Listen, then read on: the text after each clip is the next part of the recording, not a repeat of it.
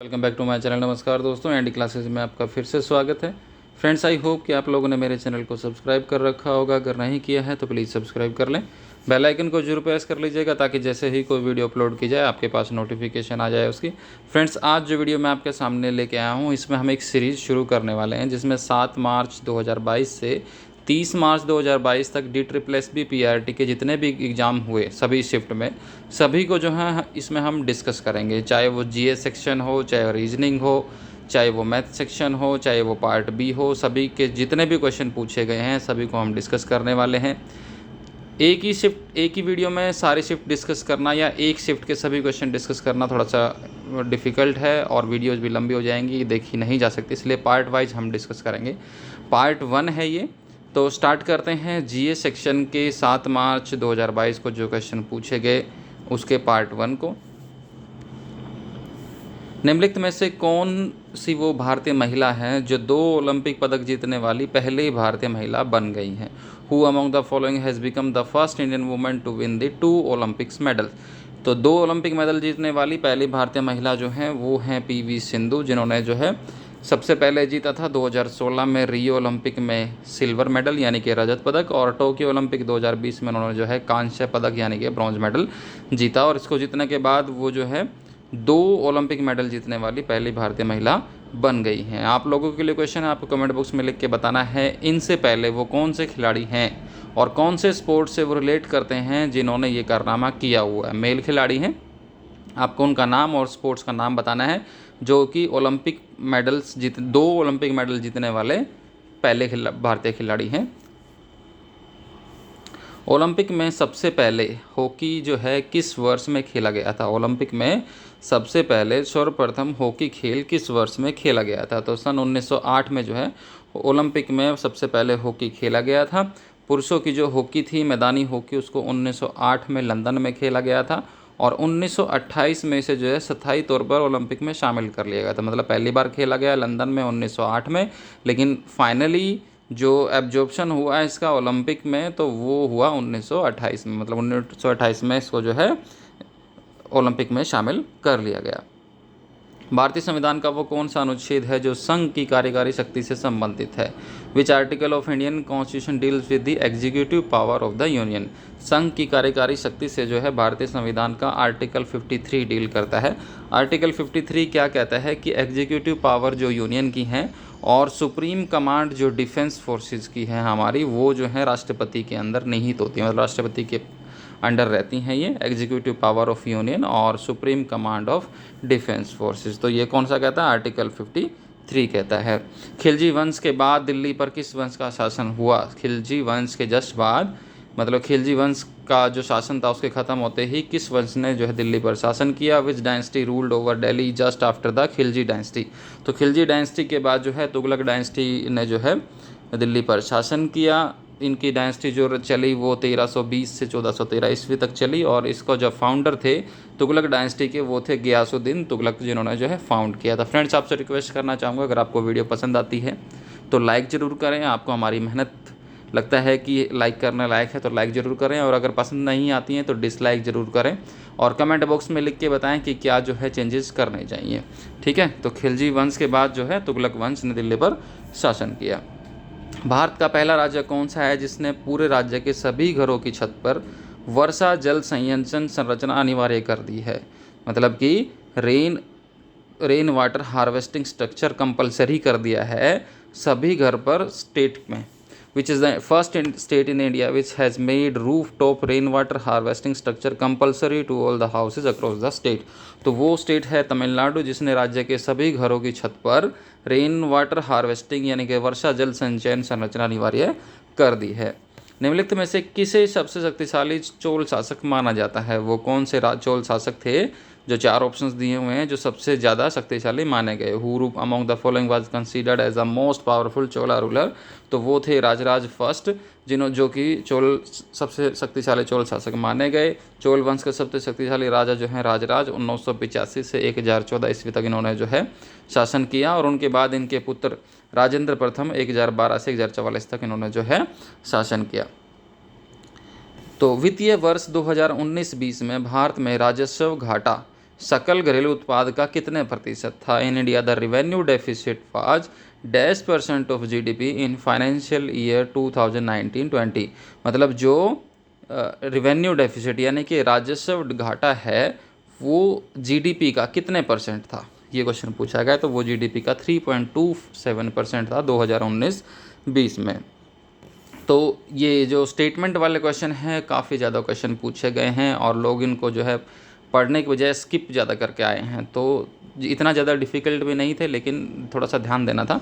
जैसे पहला क्वेश्चन हम ले लेते हैं स्टेटमेंट वाला, जिसमें जो है आपको एक या दो स्टेटमेंट से ज़्यादा के ऊपर पता करना था कि कौन सा सही है। तो laterite soil is useful for growing T and coffee.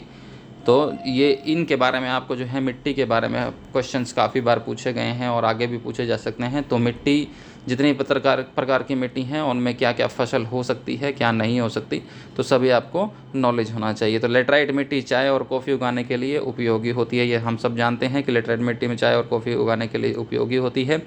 और सेकंड था लेटराइट मिट्टी उच्च तापमान और भारी वर्षा वाले क्षेत्रों में विकसित होती है। Laterite soil develops in area with high temperature and heavy rainfall. तो ये जो है रॉन्ग है। ठीक है, अगर वैसे ही भी बात करें तो जहाँ पे हैवी रेनफॉल होगी तो वहाँ पे टेम्परेचर हाई होने के चांसेस थोड़े से कम रहते हैं। ठीक है, तो नॉट करेक्ट में क्या आएगा? ओनली 2। तो लेटराइट मिट्टी उच्च तापमान और भारी वर्षा वाले क्षेत्र में विकसित होती है, ये जो है स्टेटमेंट करेक्ट नहीं है। अगला क्वेश्चन, आगा खान महल भारत के किस राज्य में स्थित है? आगा खान महल जो है, आगा खान पैलेस जो है किस स्टेट में सिचुएटेड है? तो आगा खान महल जो है वो महाराष्ट्र में है। महाराष्ट्र के जो है पुणे के येरावड़ा में ये स्थित है ऐतिहासिक भवन। इसे जो है सुल्तान मोहम्मद शाह आगा खान द्वितीय ने 1892 में बनवाया था। तो आगा खान का महल जो है महाराष्ट्र के पुणे के येरावड़ा में स्थित है। वर्ल्ड नो टोबैको डे कब मनाया जाता है? वर्ल्ड नो टोबैको डे कब मनाया जाता है? तो वर्ल्ड नो टोबैको डे जो है हर साल जो है 31 मई को मनाया जाता है। भारतीय संविधान का वो कौन सा अनुच्छेद है जो केंद्र शासित प्रदेशों के प्रशासन से संबंधित है? Which article of Indian constitution deals with the administration of the union territories? भारतीय संविधान का वो कौन सा अनुच्छेद है जो केंद्र शासित प्रदेशों के प्रशासन से संबंधित है? तो वो कौन सा आर्टिकल है? वो आर्टिकल है आर्टिकल 239 जो केंद्र शासित प्रदेशों के प्रशासन से संबंधित है। Which is the largest producer of manganese ores in India? कौन सा राज्य है जो भारत में मैग्नीज अयस्क का सबसे बड़ा उत्पादक है? तो मैग्नीज अयस्क का सबसे बड़ा उत्पादक भारत में है ओडिशा।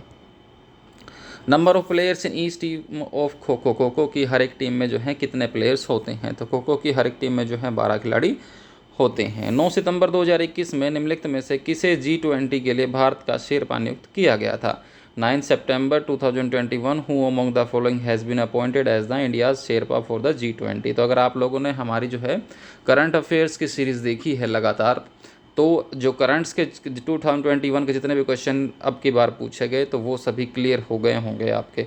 ठीक है, तो 9 सितंबर 2021 को G20 के लिए भारत का जो शेरपा नियुक्त किया गया वो उन्हें नियुक्त किया गया पीयूष गोयल जी को जो है भारत का शेरपा नियुक्त किया गया G20 के लिए। Who is the author of the book I do what I do? वो जो बुक है उनके उसके ऑथर कौन है जिस बुक का नाम है I do what I do? तो इसके ऑथर हैं रघुराम राजन। तो इसका नाम है रघुराम राजन। अगर आप लोगों को पता होगा कि रघुराम राजन कौन है तो कमेंट बॉक्स में लिख के आप बता सकते हैं। रघुराम राजन काफ़ी फेमस रहे हैं और काफ़ी फेमस चीज़ से रिलेट करते हैं। ठीक है, तो इनके ऊपर क्वेश्चन वैसे भी आ सकते हैं। तो रघुराम राजन कौन है आप कमेंट बॉक्स में लिख के बता सकते हैं। I do what I do किसके द्वारा लिखी गई है? रघुराम राजन के द्वारा। अगला क्वेश्चन है which of the following statement is correct? आपको बताना है कि कौन सी जो है स्टेटमेंट करेक्ट है।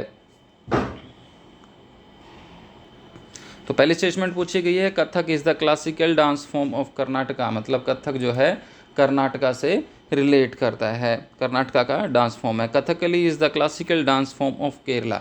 कथकली जो है वो केरला का डांस फॉर्म है। ये स्टेटमेंट कह रहे हैं तो स्टेटमेंट ऑप्शंस दिए हुए हैं कि आपको बताना कि कौन सी स्टेटमेंट सही है। तो अगर आपको डांस फॉर्म्स के बारे में पता है, आपने अच्छे से पढ़ा हुआ है, तो आप अच्छे से रिलेट कर सकते हैं कि कथक कर्नाटका से रिलेट करता है कि नहीं, और कथकली जो है वो क्लासिकल डांस केरला का है कि नहीं। ठीक है, तो इसकी जो स्टेटमेंट है ओनली 2, यानी कि कथकली जो है वो केरला का डांस फॉर्म है। कथकली जो है केरला का डांस फॉर्म है, लेकिन जो कथक डांस है, कथक डांस जो है वो कर्नाटका से बिलोंग नहीं करता। कथक डांस जो है वो कर्नाटका से बिलोंग नहीं करता, ये नॉर्दर्न इंडिया का डांस है। ठीक है, तो कथक जो है वो उत्तर प्रदेश में, नॉर्थन इंडिया का डांस है कथक, तो वो कर्नाटका से बिलोंग नहीं करता, इसलिए ये स्टेटमेंट गलत है। अगला question, which of the following statement is correct. तो कंडारिया महादेवा टेम्पल जो शिवजी का टेम्पल है 999 ईस्वी में किंग दंगाडेवा ऑफ चंदेला डायनेस्टी ने जो है बनाया था, पहली स्टेटमेंट ये है। और राजा राजेश्वरा टेम्पल जो थंजावुर में है, उसकी जो शिखर है वो सबसे ऊंचा शिखर है।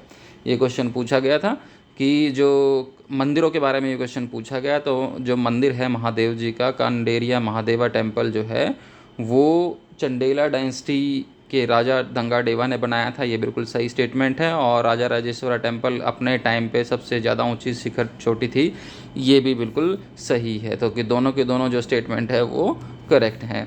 अगला जो क्वेश्चन है स्टेटमेंट बेस्ड क्वेश्चन है, ये भी which of the following pair of element atom city is correct, मतलब कि एटम से रिलेटेड ये क्वेश्चन है, एटम जो है वो करेक्ट है। तो नाइट्रोजन डायटोमिक कहा है इन्होंने, सल्फर पोलिएटोमिक कहा है, बिल्कुल दोनों के दोनों सही है। नाइट्रोजन में डायटोमिक होता है जिसमें 2 एटम्स जो है बॉन्डेड रहते हैं टुगेदर, और सल्फर जो है पोलिएटोमिक है, S6S8 फॉर्म में मिलता है, आपने देखा होगा। तो साइंस से रिलेटेड भी क्वेश्चन जो है जनरल अवेयरनेस पार्ट में पूछे गए हैं। Which of the following statement is correct. अगला जो है स्टेटमेंट दिया गया था कि पहला था कि जो पोर्शन एग्रीकल्चर प्रोड्यूस का फार्मर जो है मार्केट में बेचते हैं उसको मार्केटेड सरप्लस कहा जाता है, और दूसरा जो है in accordance with the goal of state controlling the commanding Heights of the economy की जो है कमांडिंग हाइट्स को कंट्रोल करने के लिए इंडस्ट्रियल पॉलिसी रेजोल्यूशन 1956 अडॉप्ट किया गया था।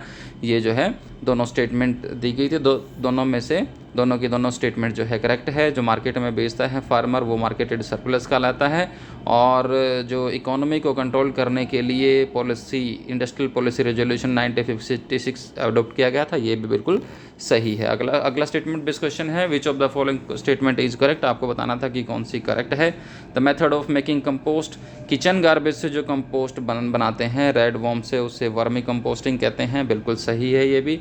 और converting plant and animal waste including that from kitchen, मतलब एनिमल जो प्लांट का वेस्ट है, एनिमल का वेस्ट है और किचन का वेस्ट है, तीनों को जो है मैन्योर में कन्वर्ट करने को कंपोस्टिंग कहते हैं, तो ये भी बिल्कुल सही है। तो दोनों जो स्टेटमेंट है बिल्कुल सही है। तो बेसिक नॉलेज आपको जो है इन सब चीज़ों का होना चाहिए। तो हम जो है टेलीग्राम और फेसबुक पर अवेलेबल हैं, अगर आप चाहें तो हमसे जुड़ सकते हैं, वहाँ पर भी हम क्विज़ कराते रहते हैं। ये सभी टॉपिक्स जो आप अपने सामने देख पा रहे हैं, इन सभी टॉपिक्स पर वीडियोज़ हमारे चैनल पर अवेलेबल हैं। वीडियो के लिंक जो है वीडियो के डिस्क्रिप्शन में आपको मिल जाएगा, अगर चाहें तो डायरेक्टली सर्च भी कर सकते हैं हमारे चैनल पर जाके। थैंक्स फॉर वॉचिंग, बने रहिए मेरे साथ, ऐसे ही वीडियो आती रहेंगी। ये पार्ट 1 है, पार्ट 2 भी शाम को अपलोड कर दिया जाएगा।